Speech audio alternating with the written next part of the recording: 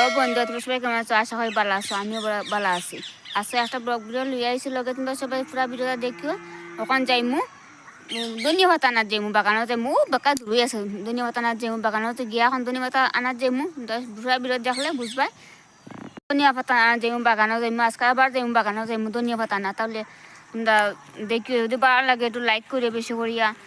আমার তো খুব খারাপ লাগে, কত কষ্ট করে ভিডিও বানাই, আর পরে লাইক তো বেশি বেশি হয় না, একদম কম কম করে ভিউজ হয়। একটু প্লিজ বন্ধুরা একটু সবাই একটু হেল্প করবেন। ধন্যবাদ ফারিয়া নিমু নিয়ে এখন মসুর ডাইল ভিজাইছি, মসুর ডাইল দিয়া পেঁয়াজ দিয়া কাঁচা লঙ্কা দিয়া বড়া বানামু। তা কিটা তোর বড়া আজকে তা বড়া দিয়ে ভাত খাইলে মাছ মাংস খাওয়া লাগবে না, একদম খালি কোথা খালি বড়া দিয়ে ভাত খাওয়া লাগবো।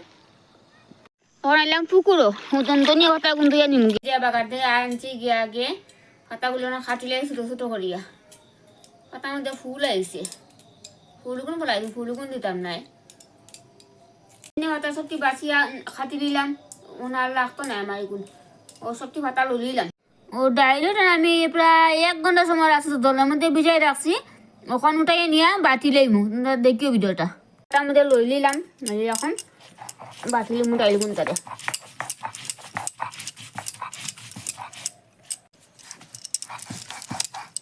ডাইলিতে এখন সবটি বাটি নিলাম, বাটি এখন একটা বাটির মধ্যে উঠাইলাম। বাটা শেষ করলাম, এখন আমি একটা বাটির মধ্যে সবটি লই নিলাম।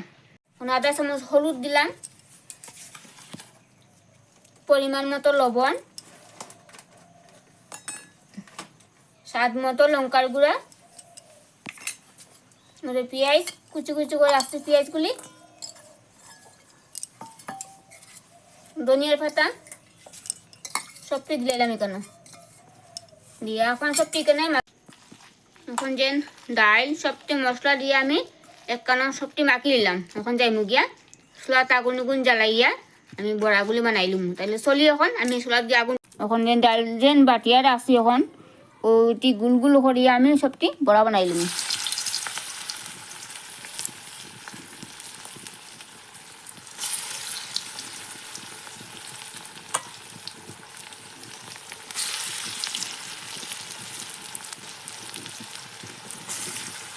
সবটি আমি ওরকম বানাই গুল গুল করিয়া। যেমন তুলতে লেনে ধরে দিব আবার।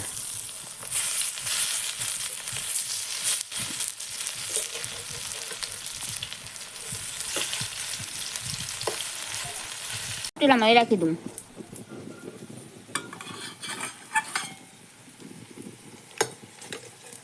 ওরকম করে সবটি বড়া বানাই নিমু, আর যেগুলো রয়েছে সেই ওরকম সবটি বানাইমু ওরকম। যে সেন্ট পাইছি সবাই। বন্ধুরা আজকে এই পর্যন্ত, আশা করি সবার ভালো লাগবে। ভালো যদি লাগে তাহলে অবশ্যই লাইক করো। পরবর্তী ভিডিও দেখার আমন্ত্রণ রইল। টাটা।